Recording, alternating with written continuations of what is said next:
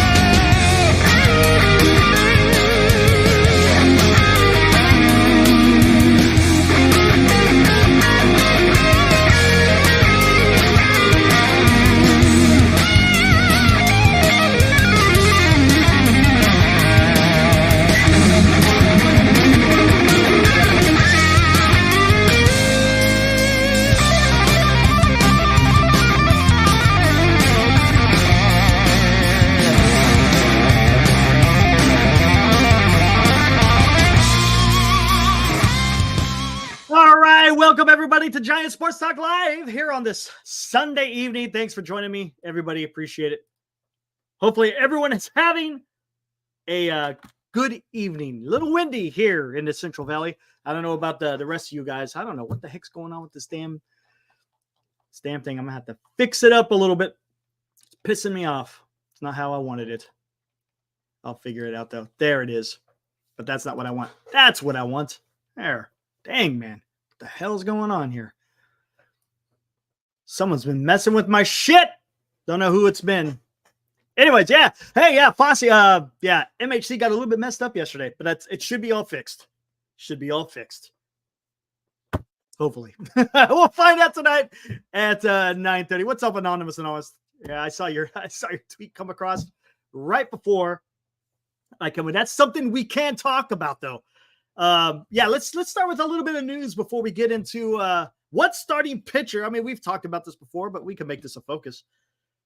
But let's get some housekeeping out of the way. A couple hours ago, right? Was it about a couple hour ago or something like that? Matt Chapman, Patrick Bailey have both earned a Gold Glove. I kind of gave my idea of what I felt about that. When they were both nominated, what was it, a couple of weeks ago? We could talk about this a little bit later. I had issues with Chapman and his errors. I had issue with Bailey and his pass balls. Another thing you could talk about with Bailey, and Anonymous brought up a great point. How many games did he catch compared to some of these other catchers? That could be another thing. I mean, yeah, look, I'm not trying to freaking talk down on them or anything. They're both are good defenders, no doubt about it. But, when we're talking about Gold Glove, I don't know. I guess everybody has their own type of standard that they want to have for who should earn it or not earn it. Ooh, we're talking Pink Floyd in here. Alex, I wish we could play that stuff. But, yeah, with copyright, yeah, you could pay for it, but it's going to cost you like $20 to pay for every time you play it. It's kind of dumb. So you go to Safe Route, go to YouTube They got a thing you could do within YouTube where you could get royalty free music. But hey, I like it. It kind of reminds me a little bit of Joe Satriani, Steve Vai. Love that stuff. Love that stuff. Anyways, no, absolutely no. Hey, hell of this, hell of that. I get it. But he also led the league in errors, or a third baseman in errors. That's all I'm saying. But I understand that, he's also played a lot more games. I get it. I'm just saying. Just saying. He makes spectacular plays. What's up, buddy? Good to see you, dude. Whatever. I'm not going to even try to look, whatever. We can talk about it, man. A lot looking forward to tomorrow. No, isn't it Tuesday? Is it tomorrow? No, I think it's Tuesday, Benji. I think it's Tuesday. And I am not going to even get into that. Just not going to do it. George, what's up? My question is, can the Giants sign both Snell and Corbin? They would both be a starting rotation. Potentially, it would be elite. But I don't think Snell's coming. Let's get into this, guys. You guys saw my thumbnail. The gunslingers, as I like to call them. I listed the top three. Well, I think that are the top three. In Blake Snell, Max Fried, and what's his name? Corbin Burnes. Oh, thanks, hell of this, hell of that. I appreciate that, man. Thanks. I try. I try. Sometimes I don't get everything right, and that's why I got you guys here to correct me if I'm wrong. Hey, I'm not. Look, I'm not. I'm humble enough to understand that if I'm wrong, I'm wrong. It's all good. Ibrahim. I guess it got pushed out to Monday. Just a little strange. Yankees haven't touched Cole's option since he opted out. They're likely to keep him and talk on a year, but tomorrow's the deadline for them. If he walks, it's Soto money. Yeah, we'll see. We'll see, man. I don't know. I still think he gets signed back. To me, I'm not going to even worry about it. If Sunday comes and passes and they don't get it, well, then it's something to talk about. Right now, I don't see Cole. Cole's he grew up a Yankee fan, right? He grew up a Yankee fan. I'm pretty sure the Yankees are going to take care of him. That's my guess. Because you still need a rotation, right?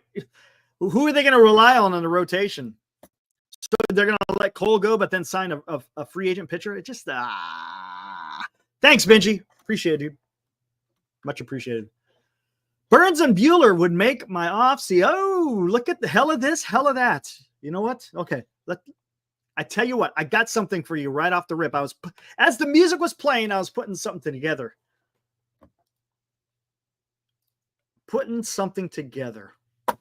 You guys know how I like to do this stuff. You guys, I had to put this in the Photoshop because I don't want to give away. It was because with having 4 pictures in there, it makes things a little bit difficult. Just a little bit. Who do you guys like out of the 4? We're going to get right into it. Here we are. 4 starting pitchers. 4 of them. 4. Which one do you like? And here's a hint. The 4, well, the hell of it. I'm not going to even tell you. I'm not going to even tell you. Who do you guys like? First guy. Let's go with innings pitched. Again, this is throughout their entire career, by the way. 713, 809, 804, 909. Wow.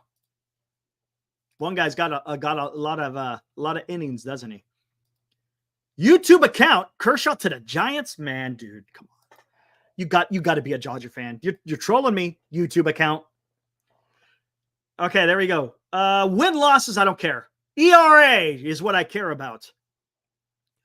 327 in the first, 457 in the second, 351 in the third, 381 in the fourth. Anything at what? Hell, anything at 3.5 is pretty good, right? Pretty good. 3.8, the 4.5. Not so much, right? Not so much. ERA plus.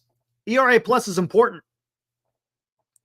Just so you know, ERA plus takes in consideration the ballpark that you play in. If it's OPS plus, Takes in consideration the ballpark. Same thing with the ERA, because someone who's pitching in Oracle Park has a distinct advantage over someone who's pitching in, let's say, Great American Ballpark, right? Or even Colorado. So there you go.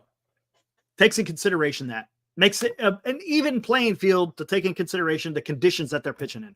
First guy, 125. 100 is being league average, by the way. 100 is league average. 125 is good. 91, no. 124 is good. 110, okay, not too bad. Not too bad. Strikeouts. Let's just do strikeout percentage, not so much as total.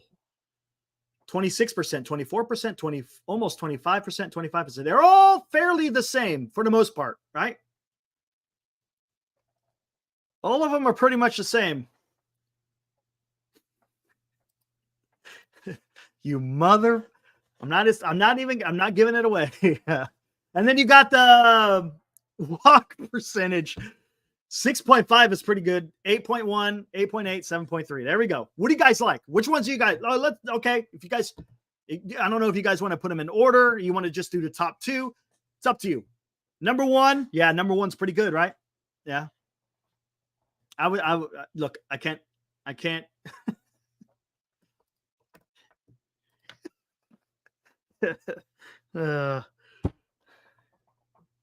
Dodger fans, man, you know what you guys are? You're a pain in my ass, man. Dodger fans, shut up. Shut up. Anyways. Oh, man, now that the cat's out of the bag, way to go, guys. Yes, by the way, number one. Here, let's just do it right now. I could get rid of that. Here we go. There is your order. Walker Buehler is number one. Yusei Kikuchi is number two. Not too good, is he? Mike Clevenger, number three. And number four was Luis Severino. Again, these are all starting pitchers, and all of them are free agents this year, by the way. I did that on purpose to not highlight the three that I have in the thumbnail, but we can get into that. Uh-oh. Oh, hell. Oh, hell. Good God. Guys, we got a little surprise here. Let me get rid of this.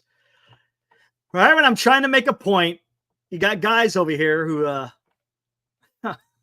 all right, here we go. Guys, without further ado.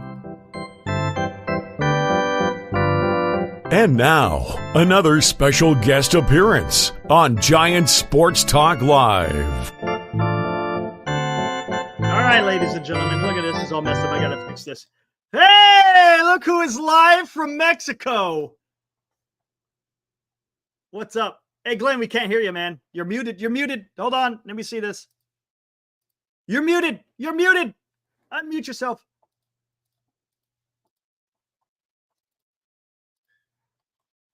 Ah, you're messing it up. You're killing me.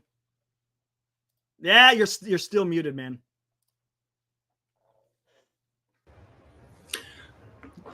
I hear you. I think I hear you. What'd you just do? Check 1, 2. Check 1, 2. You're good. You're good, man. You One are more. good to go. Can you hear us now? Can you hear us now? Can you hear us? Ooh. Now you sounded good before. Now you sound like an alien. We're just gonna. All right, we got the There we satellite go. fixed. There we go. Hey, we've had a busy day. We heard you were talking about pitching. We were checking out the pitching here in the Mexican League. Tommy D and Glenn in Mexico live. How you doing What's back up, there Tommy? in the Bay Area? Oh, man, I tell you, man, you having a good time over there? We're having a great time.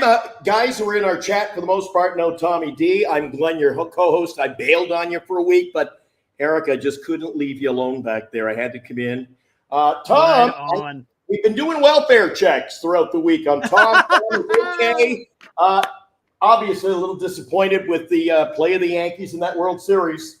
Yeah, guys, it's been a tough week. Thanks for all the health and welfare checks. It's been just depressing. I've really gone back to my 11-year-old self when we lost to the Dodgers in 1981. I'm in actually maybe a lower place because The way we lost game one when I last saw you guys was heartbreaking. One out away from stealing a game in Los Angeles, and then I was busy with work and everything like that. I was, and then game 5 to go how it did. It's just tragic. I just there's no words. So, Glenn wanted to have me on, but I've been just so busy with work and just everything like that. I was like, I can't go on. Fair enough. It was just too late. Otherwise I would have been on sooner. But less than an hour ago, this is surprise how this is. So we're at the Sands 4+ year party, and I hear this voice in the background saying, "Is that the guy from Giant Sports Talk Live?" Oh my God. I turn around and it's Glenn. I didn't think he was coming here. Didn't even know I was here scouting. Oh, there you go. Glenn is on a total covert, undercover. This is not even a CIA Black Ops mission. Okay? Man. But even the CIA denies this mission, okay? But it was just so great here seeing Glenn and Burnes and just because I was really down, not only about the Yankees, but not seeing these guys. And a lot of people aren't here this year, but that's a whole nother topic. But it's just great seeing everybody and in the chat and stuff like that. My glasses aren't that good just to see the chat. No worries. I see the chat is hopping. And, it's just great here, scouting out Mexican baseball here for the Sands. And listen, Glenn was telling me about Encarnacion. And there's a lot of great talent here. Obviously, Fernando Valenzuela, condolences to his family and to the Dodgers, everything like that. Yeah, guy was only 63 years old, but lighting it up back in '81. And but there's a huge amount of talent here. And one of my goals is to go to Serie de Caribe, to the Caribbean World Series. So maybe that'll be a future undisclosed Black Ops mission, and you might just see us pop up. I'm not sure in what year or in what country, but we will hopefully do a show from there. But Tom always loves, as you know this in one of our last shows, Eric, Tom has no problem with you and I spending the company money, travel around. He was the conspiracy theorist, and he wanted us to fly into New York next week, guys. We'll get together. We'll get to the bottom of the Ohtani situation. But while we got him here, I want to ask Tom, being that diehard Yankee fan, and you and I have talked about this, Eric, but Shohei Ohtani wins it his first year, while, of course, Aaron Judge is the star of New York. He's got New York City in the bright lights, and he is the guy. And all of a sudden, where was he? He might be in a deeper, more classified CIA project than we are on. Okay, just really speaking of welfare checks. Yeah, and listen, I love the guy. I think Judge is great for the team. I mean, Thurman Munson was my captain. God rest his soul. Died on August 2nd, 1979, one of the worst days of my life. And then, Jeter for a younger generation, like my nephew, he's the captain, and now it's Aaron Judge. And I just feel for him because, look, the Yankees would not have won the AL without him. But it was guys like Giancarlo and Soto that carried him through the playoffs. And now, I got to deal with more depression because Soto looks like, you guys were asking me last time how much you think Soto would get. Guys, I'm seeing 650, 700, And the thing of it is, he doesn't even pitch like Ohtani. He's going to get major crazy. I'm hearing 13 years, 650 to start. Well, Eric, you're back in there in the studios. It's harder for us, with the satellite links to get in touch with you and get all the latest. But I heard a rumor today here in Mexico that there's already an offer on the table. 12 years, 600 from the Mets. Any truth to that? I don't know. I saw something about that too. I don't know if there's any truth. It's funny how you say that, Tommy, because Michael Kay was on the radio the other day he was talking to like 30 different baseball insiders, and they're saying it's going to start around, I can't remember if it was 12 or 13, but 600, but that's going to be the floor. That's going to be the floor. The number I'm hearing is 650. So Michael Kay, who I met years ago, yes, he's in the ballpark. It's going to start 600, 650, and then go from there. I'm saying for the Giants, 14 years, 670. That's what I say. Really? Okay. Why not? That's again, I'm not saying that's what the Giants are doing. That's what I'm advocating that the Giants should do. Let's clarify. Hold on. I told you 12 years, 700. 720. You're nuts. 720. Yeah. 720. That'd be $60 million a year. Yeah. You know? Yeah. So- See, They're coming in already, Eric, with 50 a year, 512s, 660. Yeah, Be yeah. 600. You're all of a sudden we've got a much better offer there. Listen, guys, you're going to have 4 major big market teams at least. Yankees, Mets, Steve Cohen. Remember, I was talking about on the recent show, just filling the number. He's worth at least $11 billion. And he saw what Ohtani brought in, you know. True. Especially in the Japanese market. Okay, sure. Yes, Steve Cohen has the money, no doubt about it. He will spend it. But here's a question. How come he didn't go get Ohtani? Good question. No. Listen, there were a bunch of teams in on Ohtani, but I think at the end of the day, he was just using them all and then got the hookup with the deal, with the long-term deal, stretching out the money. Because he wanted to stay in LA. Listen, he wanted to stay in SoCal. Unfortunately, I mean, he abused the Yankees. He abused Toronto. Would love to hear Lenny Whelan's thoughts on that. He used the Giants. He used everybody, even maybe the Angels to a certain extent. But in the end, he wanted to stay in Southern California, unfortunately. And it worked out for him, unfortunately. So now, okay, so you're going to have Mets, Yankees, Giants, Dodgers, because the Dodgers will have the cap space. How Ohtani's contract is structured, I know. That's a crazy thing that they could just be even richer. I know. And don't forget, Eric. Don't forget. When we broke all that stuff last year, you and I talked about it. There was so much coverage about it. You got it. And as much as you hate it, and the guys in our chat hate it, and a lot of people here in Mexico hate it, got to tip your hat to the LA Dodgers. No one else came up with a structured deal like that and made that happen the way it did. Well, which should almost be outlawed. I've talked tonight to a number of people. Scott from Seattle had a lengthy talk. He is here on a scouting assignment today. We talked to him earlier, about 2 hours ago, and he said that should be outlawed. Absolutely. He goes, that's such tampering with the system. But you know what? But was it the Dodgers or was it Ohtani? I think it was Ohtani that came with that deal. Well, it was brilliant. It was brilliant. It was. His representation was brilliant because, listen, he wanted to bring Yamamoto and more guys and have the room. And I got to give him credit on that. Whoever did was a genius move. And I do agree with Glenn. I do think it should be illegal, and teams are going to look at it. But, hey, look, Major League Baseball looked the other way at least twice. Number one, with the deal and how it was structured. And number two, let's talk about the gambling, okay? Oh, he's back in the Eric? He's on his own. I'm not going to let the gambling go because I am near Cooperstown, and it may take me physically to have to chain myself to the Hall of Fame in a future year, not to let him in. I mean, Eric, can we edit this out, people back in the studio? Can we edit this out later, Eric, just in case? Yeah.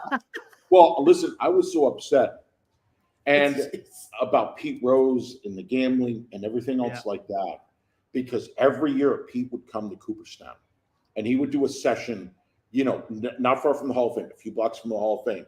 And I was tempted to go just to kind of bury the hatchet because I idolized Pete Rose, even though he was on the Reds and on the Phillies. I respected his game. Charlie Hustle, who didn't? The hit king, okay? But now, if Pete Rose, sometime over the last 35 years, really I would say within a couple of years after that all broke, if he apologized, said, listen, I did it. It was wrong. I think we're a forgiving country. Just the baseball world and in general. I think once people say they're sorry, but he was too proud to say he was sorry, and until it was too late, and then they're just like, you know what? They closed the door. Now maybe the Veterans Committee, now with everything that's going on with Ohtani and the gambling just in general, I mean, all over the place. It's between the fantasy teams and the gambling just in general. I mean, how do you police it? And we're gonna have a team in Vegas. How do you police that? Okay, there's a guy in the NHL who got suspended for gambling, but guess what? Guess what's on the side of his helmet? 888 bet. Come on. How are you going to police this?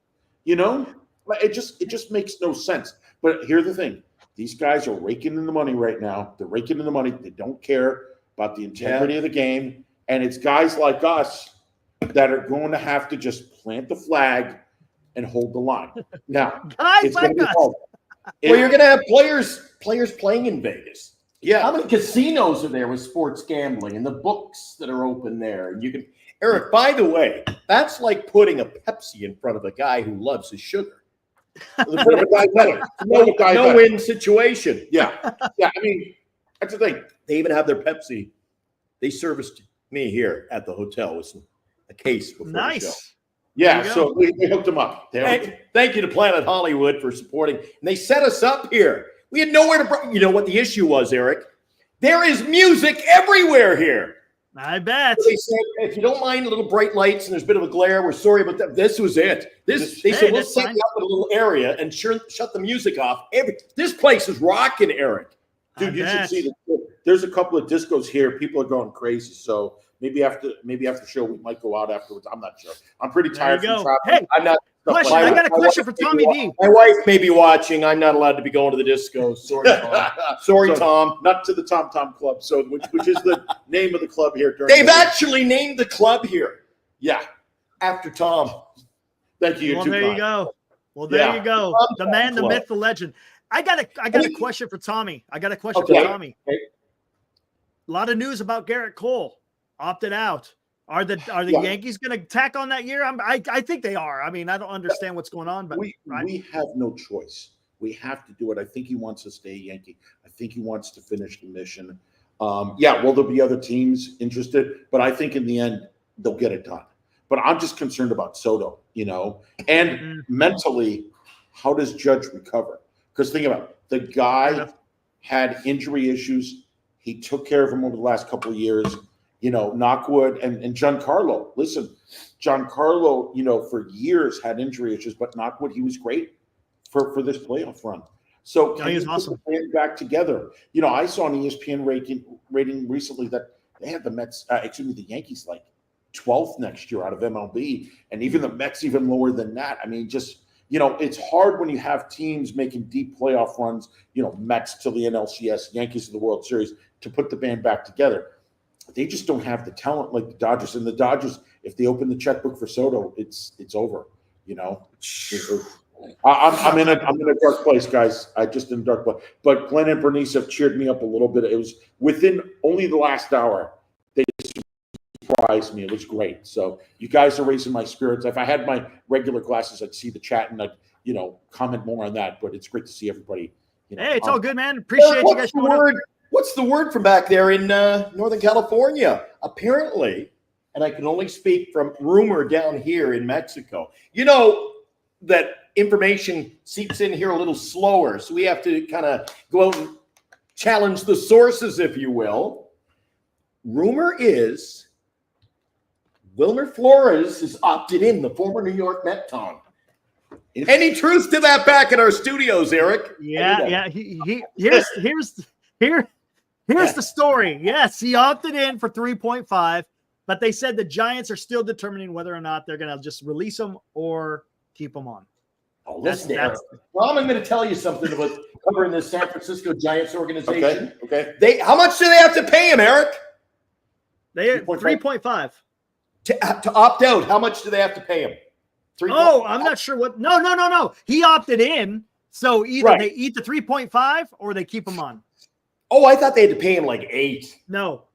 Okay, I'm gonna make an assumption. Okay. This cheap ass organization has proven that they are not going to walk away from paying a guy $3.5 million to play against them.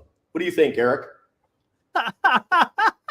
Can you imagine? Eric always says, "Here's Soto." Oh man, Soto shuffle, strike one. Oh, and he slaps his hip, and then next pitch. Love it. On. Love it, man. Can you imagine the Dodgers serving one up to Wilmer Flores and then seeing the Giants post game and they go, Wilmer, who's being paid by the San Francisco Giants, has just homered in the 9th inning to walk off to give the Dodgers the win. So can you imagine that, Eric? Paying the guy to play against you. We saw that Moneyball. He's probably. I wouldn't be surprised if he's probably going to be on the bench. He'll be on the team next year. He's going to be DHing. He's going to be filling in at first. We want to see Eldridge. I got to ask Tom while he's here, Eric, if you don't mind. We've talked about Jason Dominguez. We thought we'd see him in the postseason, maybe slip in late in that World Series. Nothing to lose. What other young talent, and what do you think of Dominguez so far? It's hard to say, and that's where teams are now at the crossroads, and they're going to have to make some very tough decisions in a very short period of time. Because you had Cole opt out, we now have the Soto sweepstakes going on, so teams are going to have to make decisions really quickly. So I can't answer that question yet because I've been, thinking about the Soto sweepstakes. I've been thinking about Eric piloting a helicopter, flying him over the Giants' kingdom. There you go. Over Yosemite, and I actually Tom's in on that. You know that. Yeah, see? just call me. I'll send you guys the photo when we were in Yosemite in 2012. We went up to Half Dome. It was great. Half Dome, yeah. It's a ton of fun. So Yosemite is great. The Bay is great. San Francisco, you guys got a great ballpark there. There's a lot to offer. Chase Center, you guys are near there, living near there. So it's a lot. You could offer him the whole part of a state, and the thing of it is it's a chance to avenge the southern part of the state. Yeah. Because look, we're all going to have to team up against this Dodger apocalypse. Okay. We've got major, we're going to have to join forces. It's literally like a Tupac song, from Diego to the Bay. Okay. And we're going to just have to join forces. Super Twin Powers activates. Yeah. We got to get the Mets involved. We got to just get everybody. This is like, it's like you got to set up the bat phone. Okay. And, I feel call the bat phone, call Batman, because there's no way to stop this Dodger legally unless you hear that, major. Yeah, we got a cat. We got a cat that has wandered into our studio that appears to be homeless. So I always call the Chihuahua nipping at heels, and we got a cat running over licking at our boots here. Yeah, we got even a cat coming in to help us out. We need all the help we can. And a funny thing, I told you earlier tonight, Eric, I was talking to Scott from Seattle. He hadn't seen our show in a while. He didn't know, the shenanigans and the charades on what we've talked about Soto. You know what he said to me about Juan Soto? What'd he say? He said, I can see him going to a city where he is the king of the courtyard. Well, there you go, man. God, it's exactly what we've been pitching now for about a month, isn't it, Eric? Yep. How about that? Absolutely. How about that? He could own that city. Or a city. I can see him go to a city where he gets paid the most. And even if he's not going to play for a winner, he is going to own that city. And they go, with his attitude, that's exactly what he wants. And if he shows up, hey, just like the great Hannibal used to say, I love it when a plan comes together. Yeah, tell me, he knew where I was going. Yeah, absolutely, man. And for some reason, I wore the T-shirt tonight, man. Right on. He knew it. Man. He knew it, man. One of the best shows of my youth. Nothing's getting by Miami Tommy D, man. Yes. Miami Vice, Magda P.I., Simon and Simon, man. Those were our childhood, man. Dude, you the funny thing that's going to happen here this week, Eric. This is like a theme party of 80s rock and roll music, 80s new wave music, and so forth. And I'm covering it for 103.5 Capital FM. A part of who, Eric? The Northern Lights Entertainment Network. Tommy's here. He's covering this as well. And, one of the funny things is, as I mentioned, it's and Tom knows this, the theme parties here are incredible. We've had nights, Eric, where 200 Mrs. Ropers from Three's Company have just run through the studio. It's going to be Thursday. That's going to be awesome, man. Yeah. They're having a Gilligan's Island theme night. Yeah. Oh, Lord. That should be interesting. It's going to be awesome. Which kind of reminded me of the Minnow with, Farhan going down earlier this year. Yeah. Kind of appropriate. Yep. It's sinking. This is our photo from Yosemite. Can you see that, Eric? On top of Half Dome. Oh, man. So nice. You guys see that, man. There you go.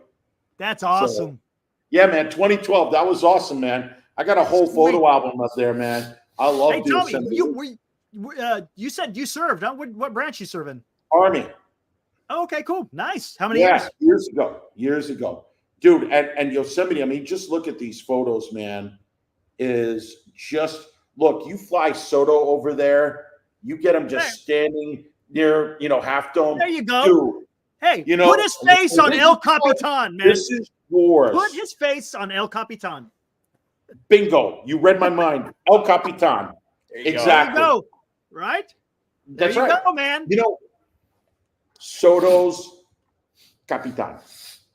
You could make him El Capitan of the Giants, okay? And you could rename the mountain for him. Everything, the whole 9 yards. One thing I like about doing the show live at a location like this, Eric, is the fact I'm surrounded by winners tonight. Here I got. When was the last time I got to do a show live with Tom here? We've been on radio before, but first time we've done a podcast like this. Eric's back holding the fort in the studio. Any other questions, Eric, or anybody in the chat before we sign off? Our satellite feed is starting to die here. Hey, guys, in the chat, any guys got any questions? Oh, here we go. Who's going to tell Glenn that his hand? No. Yeah, we're good. No, he's what's wrong with my hand? Behind. No, you're good. Your handheld was, remember, in the very beginning. I think he's watching. Yeah, you're good. Hey, anyone out there in the chat got questions for Tommy D or Glenn as they are? Warm here, Eric. I got to tell you, it's hot. It's hot, man. The studio lights are on here, Eric. You see how many lights are in this room? Yeah, I see those lights behind you. You're getting dying here, Eric. I don't need my winter hat anymore. Just the winter hat's gone. It's gone. It's in my in case. Nice. I think Benji says, Tommy and myself, when will you be returning? I wonder if that means to the show. We'll be heading home. Yeah. I think when you come back on the show. And they're already asking for a return visit from Tommy D. Awesome. Thanks, guys. Sweet. I mean, the last hour's just been just like really just lifted my spirit. Just seeing you guys. And, right on, man. Cool. Man, we love to have fun, dude. That's what it's about on here is having fun. And I told Tom we love having him come by for a visit. You were asking, and again, Tommy has already mentioned it to our guys. Tom's in New York City when he comes on the show. New York City. We're talking a 4-hour time difference. So Eric and I are on at, you want to join us at 9. Yeah, it's almost Eric. Then he's coming on at like 1, 2 in the morning, and it just doesn't work out, right? It's hard because tough. After that, my first appearance. We finished up about 1:30 New York time. Yeah.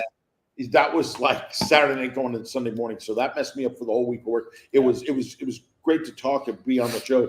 And then that next time that I was on, unfortunately, but that was closer to like 11:30 midnight my time, which is 9 o'clock your time. That wasn't as bad, but I mean, it's still the tragic loss, but we could always adjust the time to bring you on, man. We're not set in stone to 8 o'clock. We could always come on earlier.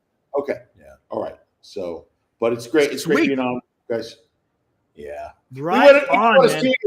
We knew you were back there, and we thought this was a great opportunity to come on. We're on location. Perfect. Tommy's here. Absolutely. Here. Eric, by the way, we had a chance. A bunch of us were down poolside today. We locked in the laptop to their big screen system. And we played your show from last night. Hell of a show, buddy. Good show. Oh, did you really? You play? Great show. You covered a lot of great stuff, and I thought the chat was hopping. Oh, dude, man, the chat is always awesome, man. You can never. There's one thing that you can always count on when you come on the show. The chat is going to bring it one way or another every time. So no, I never have fear of the chat coming into the show and doing their part. Not at all. Any military history chronicles? Yes, tonight. Oh, dude, it pissed me off, man. I ran like about 10 tests last night to try to figure it out, but I think I got it. We're going to go live tonight at 9:30. Well, unfortunately, Tommy and I will not be watching your show, will we? Unfortunately not. I didn't know you had another show. Yeah, I do. Absolutely. Oh, yeah. Tell them about the show. Yeah. Tell me, please. Here. You know what? Let me bring it up. I'll show you what I got here. I'll show you what I got here. It's from what, 8 to 9 or so, and then you do another show? Yes, I do. 2 hours, and then does another show. Oh, my God. Yeah. There we go. There's my stuff right there, man. That's awesome, man. Yeah, so, of course, there's so much going on right now in the Middle East. Yeah, Then Eric could do like live shows almost every night with fresh new material. Eric, you're keeping us covered back there. What do you got coming up in the show tonight? Oh, man. What don't I have? It's everything in the kitchen sink. You got North Korean troops in the Ukraine and in Russia. You got North Korea launching intercontinental ballistic missiles. You got the Chinese who have set to sea multiple aircraft carriers, the first time they've ever done that. And then, of course, you got Iran threatening to attack Israel again. So there we go. That's what's on table tonight. It's literally the apocalypse. Think about it. Yeah. I've said this, Tommy. I said this numerous times. I don't mean to take away from baseball talk, but I feel like we're in the labor pains of World War III. Again, that's what it feels like. We're already there with what happened, has been going on in Ukraine and obviously in the Middle East, Gaza.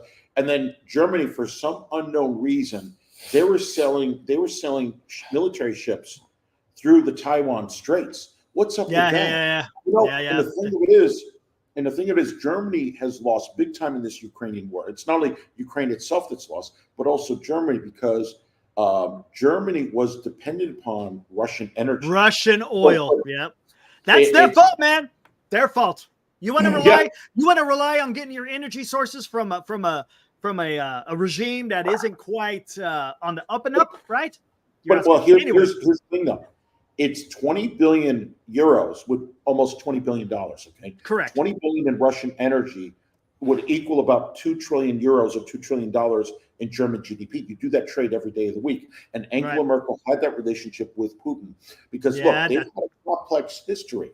I mean, you go back to the First World War, for example, when the cousins, before they were corresponding each other between. You're talking about Nicholas and Wilhelm.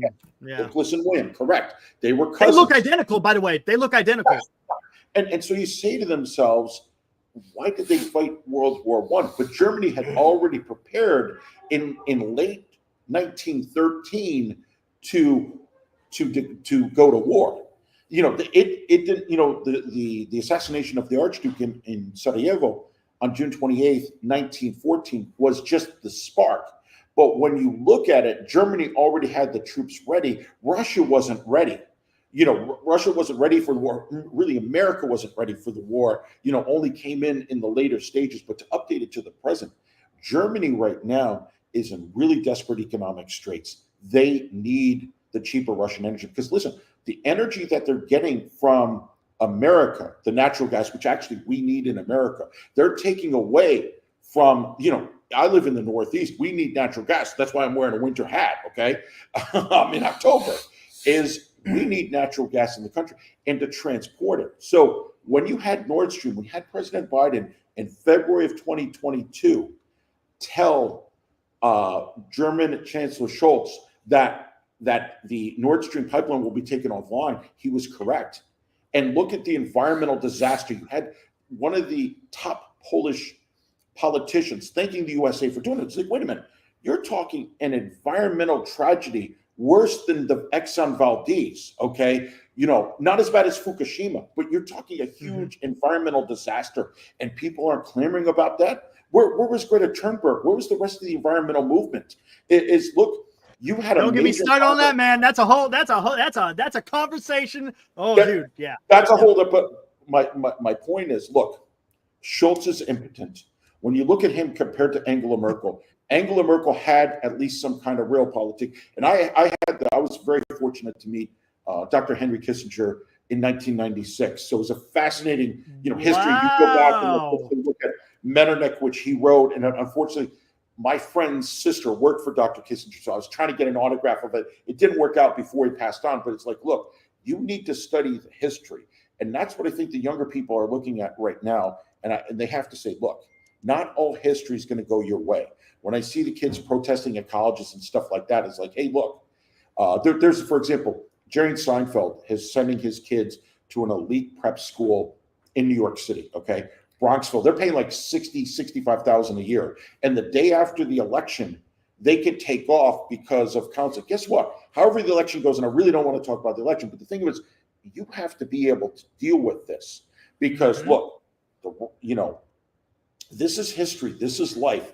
You have to deal with it and be able to cope as future leaders. Because look, when you go to like Bronxville and some of these bigger elite schools, these are the future leaders, running the country, running major industries, stuff like that. And what has also hurt Germany in the sense that they have to buy much more expensive and dirtier, by the way, American natural gas. So they got to ship it across the Atlantic Ocean on these huge ships that take a long time. So you've seen many German firms go out of business.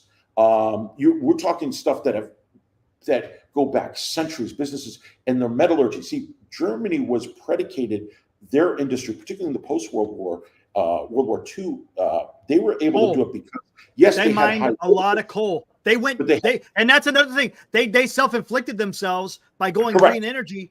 I mean, there's something wrong with green energy, but if you go too deep into it, you're cutting yourself at your knees, man. That's what they do. It was all about the coal. They generate a lot of coal, and they stopped it. And they shot themselves in the foot. So you have more coal. The Russian pipeline is blown up, and the nuclear industry is in tunnel. Now they have some wind energy, but it's not enough. Look at Microsoft in the United States. Okay, we're going to need twice the power to fuel AI in America. So guess what Microsoft's done? You guys remember when we were kids, 3 Mile Island in Pennsylvania. Well, guess what? That's opening up again because Microsoft needs the energy. And the challenge with nuclear energy is, yes, it generates a lot of energy, but how do you deal with the waste? How do you deal with another tragedy? Look, in our lifetimes, we've gone with, in the last 45 years, 3 Mile Island in the late 70s. We've gone through Chernobyl in 1986. Then we've gone through Fukushima in 2010. So how are we going to deal with, as a society? I tell you what, I think you can handle that. For the simple Fukushima, that was a stupid idea of putting a damn nuclear power plant on the freaking coast when you know you're going to have earthquake. That was stupid planning, right? Eric, this is Giant Sports Talk Live. Yeah, I know. You'll have to work out payment plan for the services for our own Tommy D to appear on your military needs to come show. on Military History Chronicles. I think he'd be a spectacular guest. He's awesome. He wants to make a few more points, but I may have to cut him off. Okay. I got friends who live in Europe, okay? And I got a friend in Sweden. She used to pay about 150 euros, about $150 a month in her energy monthly electric bill. Do you know what it is now?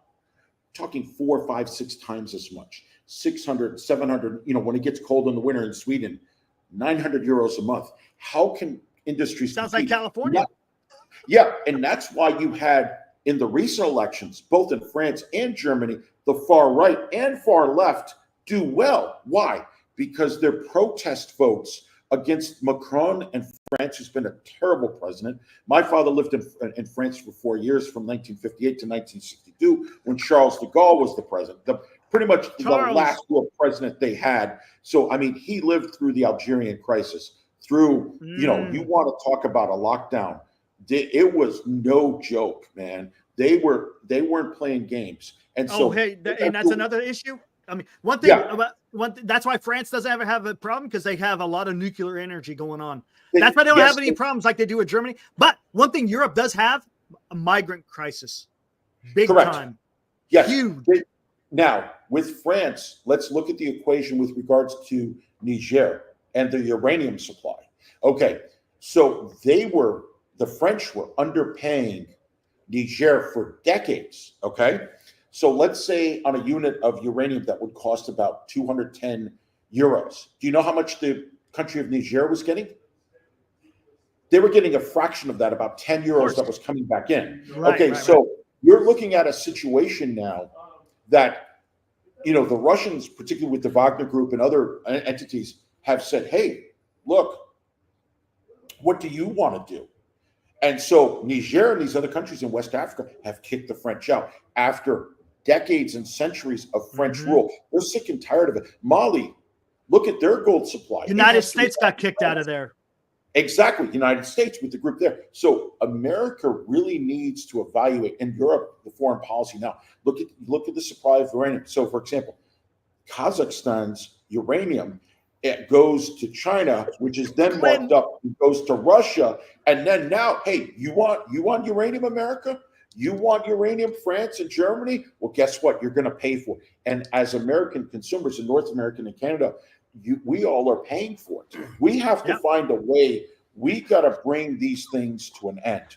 And with regards to Ukraine, this is very important, is the war needs to end. Number one, it's a humanitarian tragedy for Ukraine and Russia. And you have millions of refugees all throughout Europe and around the world.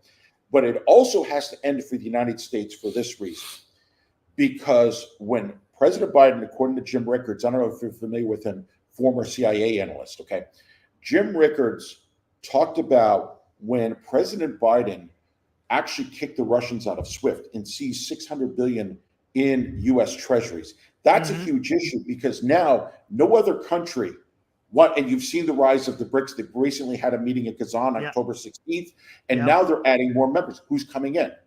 Iran wants to join. Venezuela wants to join. And all these other countries, because they said, hey, look, if they could kick the Russians out of SWIFT, this isn't only sanctions. Okay, Putin is used to sanctions and all these other guys, they've dealt with sanctions before. But when you take a country out of SWIFT, they're not playing games. So now what they've developed is this parallel banking system where they could settle trades in different currencies. So, for example, in 2014, after the CIA-backed coup, Victoria Nuland and her infamous F the EU and all those other comments. So what did the Chinese do? The Beijing and Russia came to accord where they were going to settle their energy transactions in the local currencies. What does that do? That decreases the demand for dollars. And the US dollar. It's not going to happen right away, but you've seen the end of the Petro Accord, which Rickards was in the room with Henry Kissinger back in the 70s. That 50-year agreement ended on June 9th of this year. So going forward, will the dollar, how much will other countries hold the dollar? And that is starting to decline very quickly. And our costs as Americans, as North Americans, are going to go up. We have to find a way to end these wars for humanitarian reasons and for financial reasons, because we're at $35 trillion of debt in America. We're paying more interest on, we're servicing the debt more than we are paying on U.S. defense, by the way. That is correct. It just happened, this started this year. Correct. And we cannot sustain that. And we have to. And okay, I saw an article in Forbes recently where I'm getting hungry, where they're considering using Bitcoin as no. Okay. Hey, listen, this is where this is going, because we don't have enough gold. We've been off the gold standard since President Nixon took us off. Oh, yeah. It's been a while. 1971. I'm not coming back the rest of the week.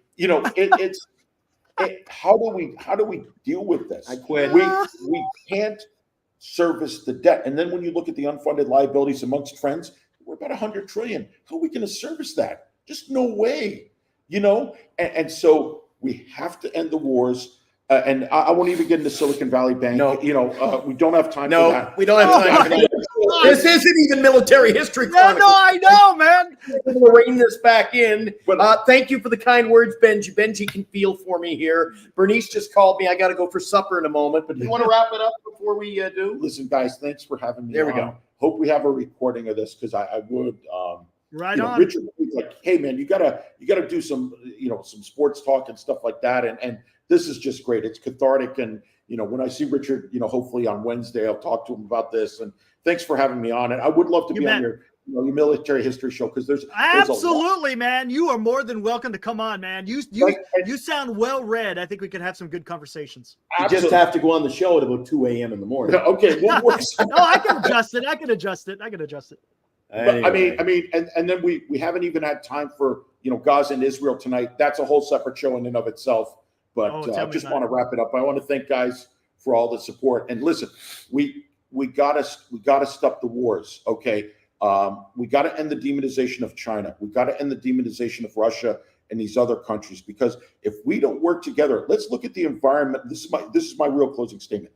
If we don't deal with our challenges environmentally. Look at what's going on in Spain, 200 people dead. Look at what's going on in North Carolina and Georgia and these other states, just Asheville and these other areas like Chimney Rock, just flooded out. If we don't get together and deal with these issues, environmental, financial, and others, and stop demonizing other countries, and come together, okay, we don't have to be all, holding hands and lovey-dovey here like at the Sands, but if we respect each other, we can advance forward. We all have challenges. Let's work together and be a peaceful and harmonious world. Thank you very much. Well, there you have it. Apparently, guys, Military History Chronicles is wrapped up early. It will be preempted on the other channel. I can't stop the guy. Benji, you're right. I'm here melting. I'm hungry. I'm ready to go home. I don't think I'll be doing this anymore this week. I had more material, but for the respect of Bernice, I don't want to keep Glenn away from Bernice and stuff like that. It is hot here. It is hot. I'm dying here. Man. So, all right, man. Thanks, hey, you guys have a great great rest of your night, man. To the studio. We're gonna have a couple of cocktails. I gotta get something to eat. We got lots of great '80s music coming up this week. Eric, if you don't mind, maybe later in the week, we'll do this one more time before the week. Let's do it, man. Hell yeah, let's do it. Thanks, guys. Right All right, we're going to wrap it up here and turn the satellite in a different direction. Tom wants to monitor things over in China and maybe over in Germany, but we're going to be doing our due diligence. I can't even stop. We're going to do our due diligence right here from Mexico. Eric, we're undercover this week, but I believe our cover has been blown thanks to Tom. Back to you in the Giant Sports Talk Studios. Woo! Thanks, guys. See you guys. All right, there was the great Glenn and Tommy D. That was awesome, man. Woo! Yeah, good stuff. Good stuff. Tommy, man, I see you out there. I see you in the green room there, Tommy. I see you in the green room. We're going to have some good debates.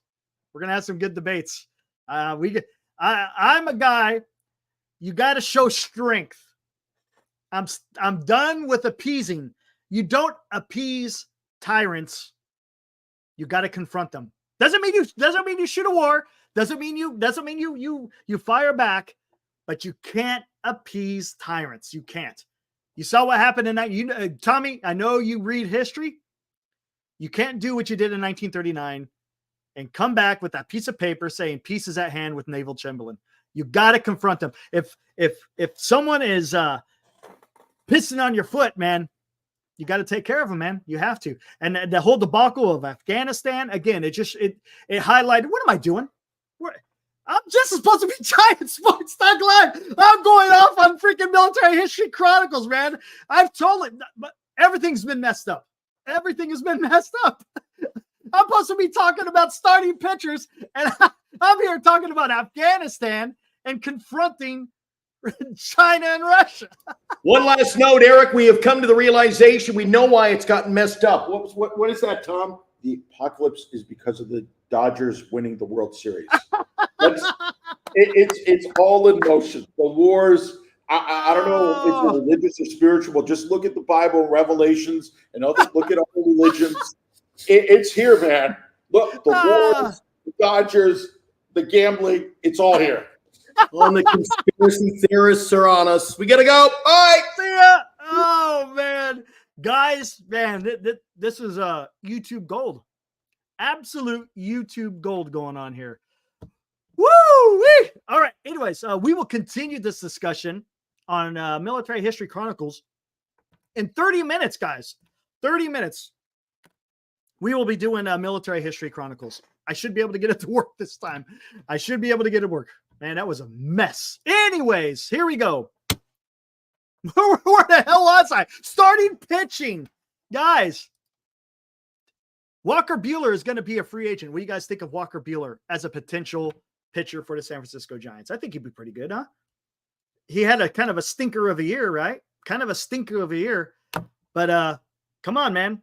Walker Buehler may be a guy. I don't know. Again, we've already talked about the gunslingers, as I put them. We know what Burnes has. We know what Max Fried has, and we know what Blake Snell. Blake Snell, I think we can write off. Honestly, I think we can. I would think that the Giants would have worked out a deal to extend him if they really wanted to keep him. That's just me. Maybe I'm wrong.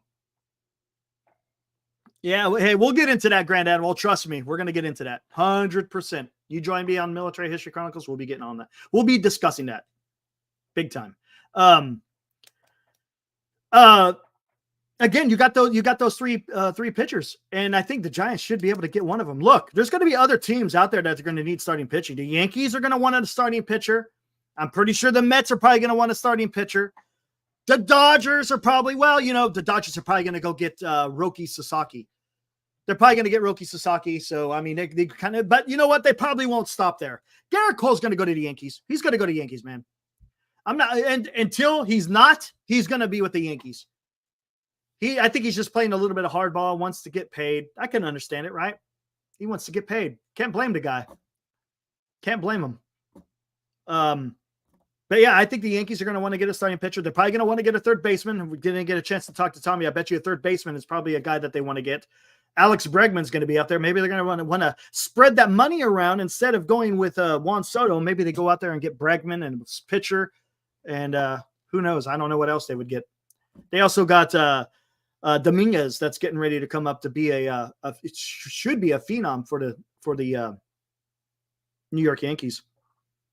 But that's the reason why I put those numbers out there. Again, 4 other guys that I mentioned. You got Walker Buehler. You got Yusei Kikuchi. He was good for Houston. He did fine for Houston, but his career number is not so good.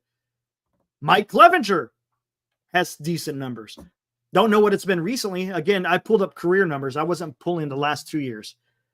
And then you got Luis Severino. Luis Severino's okay, right? Luis Severino's not so bad. But I think the Giants need something. They need a co. Well, I'm not going to even say co-ace because Logan Webb, yes, he's a good pitcher, but I don't think he's quote unquote an ace. It would be nice if the Giants could get Corbin Burnes. That would be fantastic.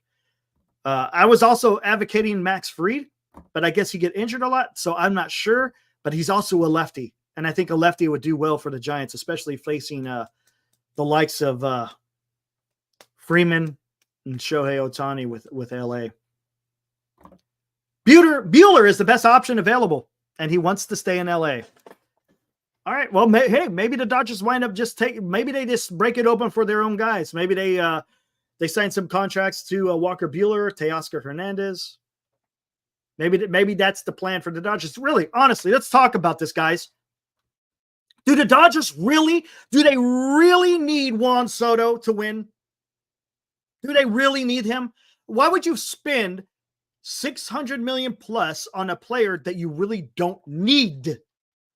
There's a difference between a want and a need. The Dodgers don't need Soto. A team like the Giants need Soto. The Mets, to a certain extent, need Soto, right? Yankees, I don't know if they need him. Giants need him. Look, let's talk about this. Top 5 teams in baseball.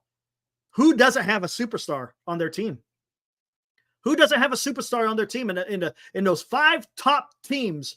Talking about as far as value is concerned, it's the damn Giants. They don't have a damn superstar.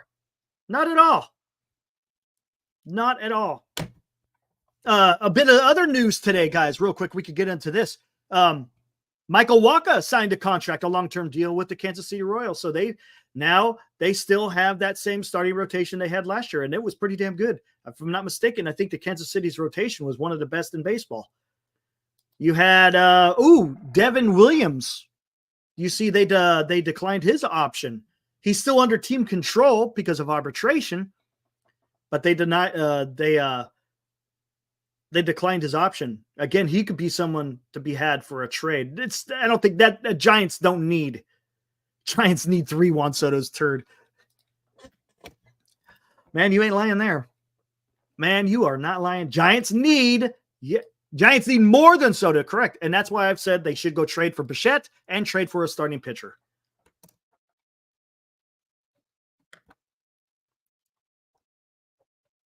Yeah, exactly. Giants need Soto. I have no idea what plan B. We'll find out soon enough, guys. Again, it's going to be interesting to see how Buster Posey and Zach Manisian get the job done. We will soon find out because, look, things are happening, man. Things are happening. If I'm not mistaken, I think Monday is the last day for the 5-day grace period. After this 5th day, starting on Tuesday, the doors are open, if you will, as far as if you want to start signing free agents. So it's going to be interesting to see how this is all going to work out. I saw John Shea had an article, but I can't read it because it's behind a damn paywall, talking about what path the Giants can take with a trade. I don't know. I really like Zach. I've been watching tons of interviews with him, and he's very smart for our team. Well, I tell you what, if he's so smart, how come Buster Posey didn't have any inkling about who Zach Manasian was all about? He said it in the presser. He had to talk to people outside the organization to find out who he had inside his own organization. I know I've already went on the rant about that. It concerns me. I don't know if it's a thing or not. Some people think it's not. I think it's something there. But if you don't know who is in your own organization and how smart the guy supposedly is, and let's not forget, Zach has been with the team since 2019. He's been with the team since 2019. What has the Giants done under his watch, so to speak, right? Granted, he wasn't the guy at the top, but he was part of the system. And again, that's another issue that I have. My thought is maybe get someone outside the organization, but they decided to keep everything in-house. Is that smart? I don't know, man. I don't know. Honestly, I don't know.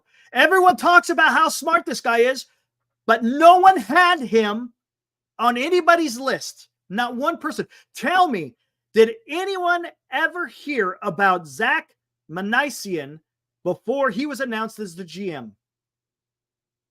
No one talked about him. Look, and again, I'm not saying that he's not going to be good. I don't want you to confuse the fact of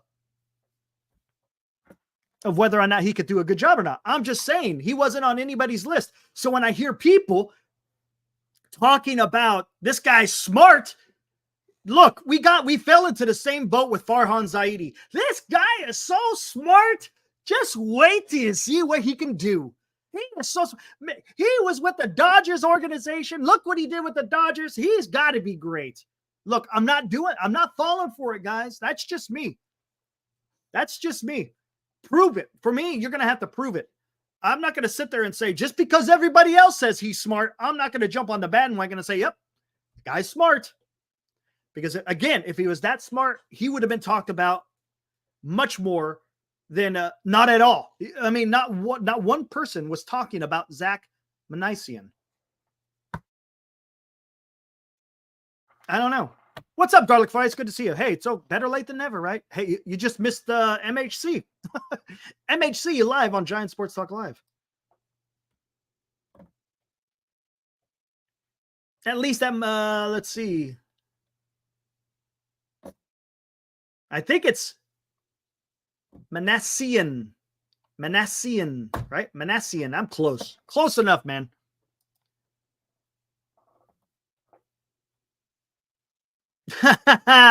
Grand Admiral.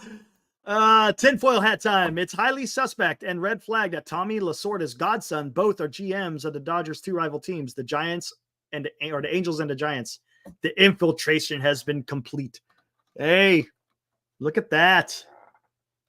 Grand Admiral. Hey, it's thought-provoking. No doubt about it.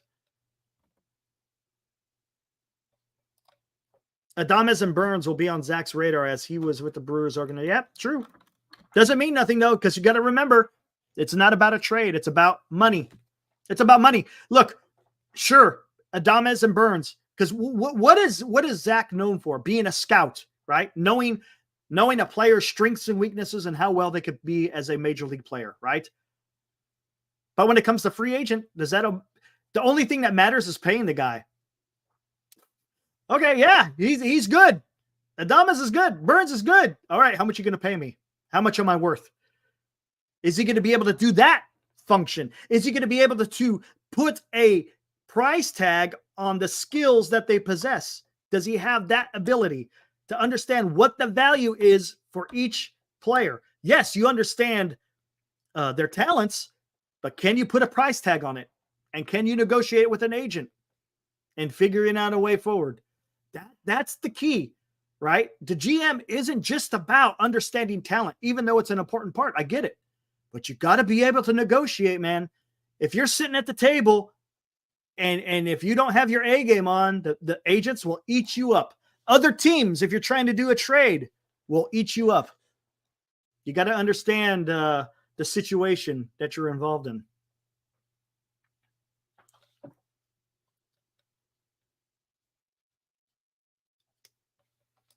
Platypus. Soto is going to get paid regardless of where he goes.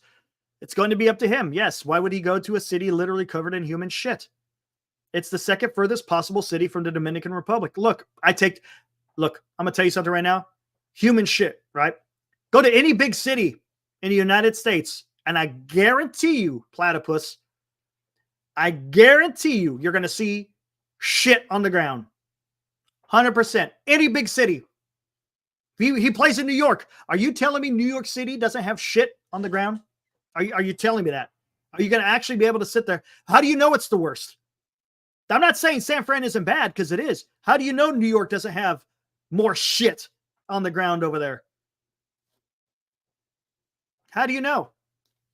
But how do you know that? That's what I'm saying. Second thing, second furthest possible city for the Dominican Republic. The second furthest, okay? I understand geographic. I'm not saying that's not an issue. But when you're playing in a 162 game season, do you give a shit where the Dominican Republic is? Because are you flying to the Dominican Republic during a baseball season, or are you flying to the Dominican Republic when the season is over? Because when you're playing baseball, all you care about is playing baseball. If you cared about being in the Dominican Republic, you'd be playing in the Dominican Republic. You're playing baseball. It's not about where you're going to be in the off season. You're playing baseball. So the whole Dominican Republic thing, for me, it might be something for some people. I don't think that's that big of a deal. I'm just saying, you're getting, seriously, if you're going to get paid $650+ million, are you really going to give a shit of where you're laying your head at night, especially in the off season where you could go wherever the hell you want? You could buy half the state for your family and move your family over here. I'm just saying, I don't think that's a thing. And I don't think it's a thing about the shit on the ground, because every big city is shitty. It's shitty. He's not going to get 650 from every team. He is not going to get 650 plus from every city. There's no way he does. No way. There's only certain teams that are going to do. Are you going to tell me the Tampa Bay Rays are going to pay 650? The Miami Marlins, the Cincinnati Reds, the Pittsburgh Pirates, the Sacramento A's, hell, Seattle Mariners, Cleveland Guardians, Kansas City Royals. Where else do you want to go? Hell, even Atlanta. There's only going to be a handful of teams. That's it. It's only going to be a handful of teams, period. And it's going to be no, Gina. You're the one that said every damn team. You just said that. You just said, dude, do I have to put it up? You just said it, dude.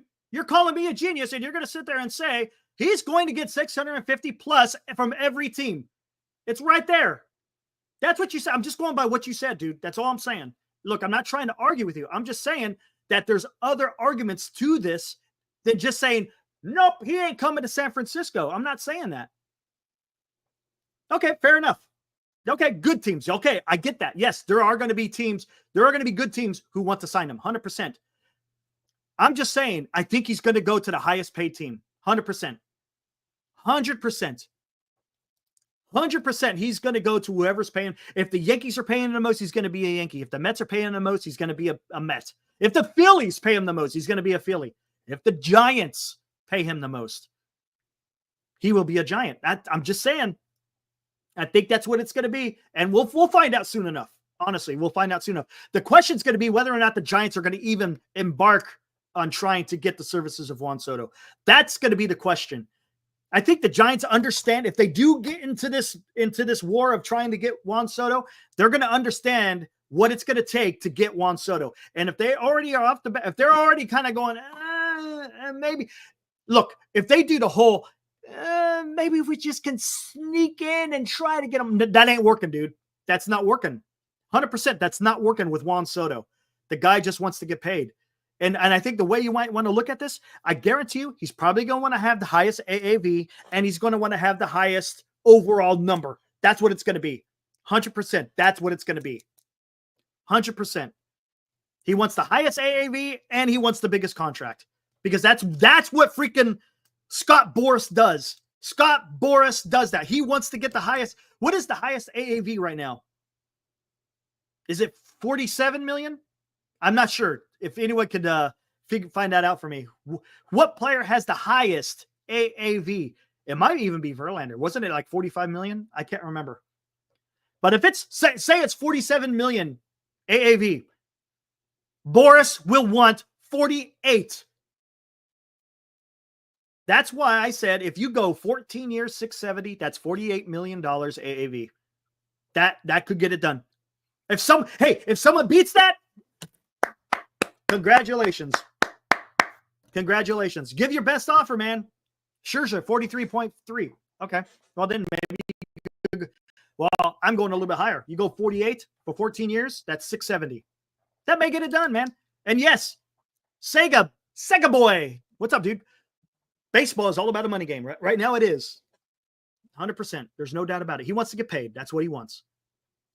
That is what he wants. 100%. And Platypus, I'm not trying to argue with you. I don't want you to get that I don't want to get that impression, but I'm just tired of hearing about the Dominican Republic and about how shitty the San Francisco is. Look, do I think San Francisco is a shitty city? Absolutely. 100%. I will not disagree with you, but every big city in the United States has its issues. That's all I'm saying. It's about right now. It's about the money for this guy.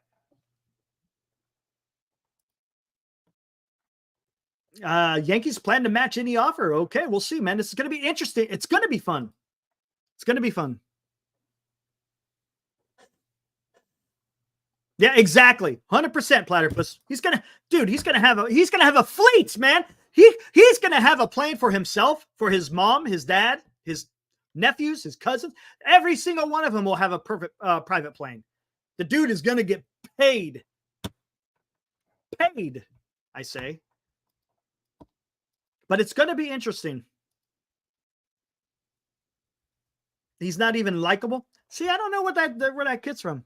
It seemed to me, again, if you're talking about a clubhouse guy, Alex, during the World Series, he seemed to be a pretty big rah-rah guy in the dugout. Seemed like he was pretty motivated and getting his team, hey, let's get going, man. Let's play. He seemed pretty excited to me, just saying. There was an issue in San Diego, no doubt about it.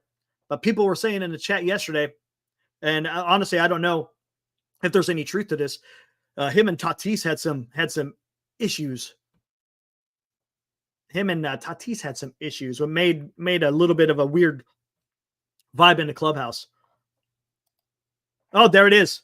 I think it was Tatis, Alex. I think he had the issue with Tatis.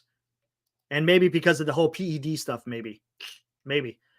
Hey, maybe Soto has a high standard for guys. Maybe he doesn't want guys being taken to stuff. Hey, have your talent. Because remember, Soto has the talent, right? As far as we know, Soto has the talent. Nothing has come out to say that he has been accused of any type of PED use. Not at all. Tatis has been caught, and maybe he didn't like that. And he's a fellow Dominican Republican. Well, there you go, man. Maybe he did not like that. And that's fine, man. That's his prerogative. That's his prerogative. If he doesn't like his fellow countrymen making it look bad on them, he has a right to say something. Go for it, man. Stand up for what's right. There's nothing wrong with that. I love it, man. Let's go. Man. All right, guys, we're getting close to the end, man. Holy crap. I didn't hardly got to talk about pitchers. It was more about military history on this channel tonight than it was freaking baseball. Sorry about that, guys. Didn't mean for it to go that direction, but hey, we ran with it. Trust me. We're going to have plenty of time to talk about more potential destinations for pitchers and position players. There's no doubt about it. Anyways, guys, I'm getting ready to get out of here so I could go do Military History Chronicles. If you guys, again, if you enjoy that type of stuff, come on over. Welcome to have you. I'll interact with you guys just like I do here. No different than what I do here on Giant Sports Talk Live. Burns says 6 for 200. Fried 6 for 130. Snell 5 for 1. I think Snell gets more than that. I think Snell gets more than Burns. That's just me. I think he does. But Burns, yeah, 6 200. Fried, I think he would get more than 130, no? I think he would get more. I think maybe Fried is closer to the 150 mark, maybe more. Maybe 150. But Snell is definitely more than 150. All righty. Oh, Benji, that's something we could talk about. We could talk about. How about we talk about that on this show at another time? Because that could be a lengthy discussion. No doubt about it.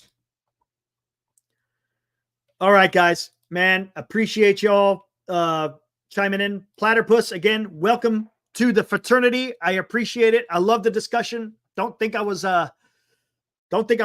ripping your head off, because I wasn't, but I will call you out. If you're gonna say something, I will call you out on it, man. Just saying. Just like if I say something stupid, I hope you guys call me out as well. I got no problem.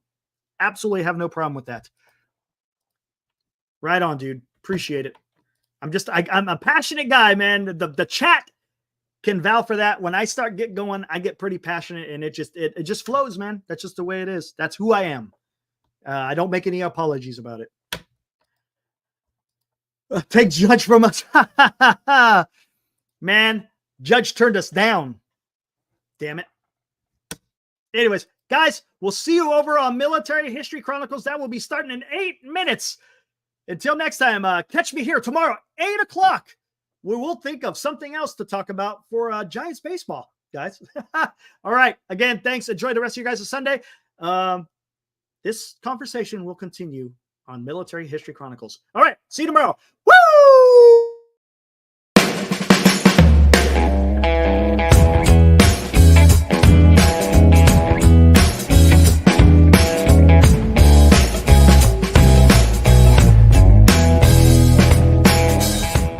You've been watching Giant Sports Talk Live with Eric and Glenn, a Northern Lights Entertainment Broadcasting production.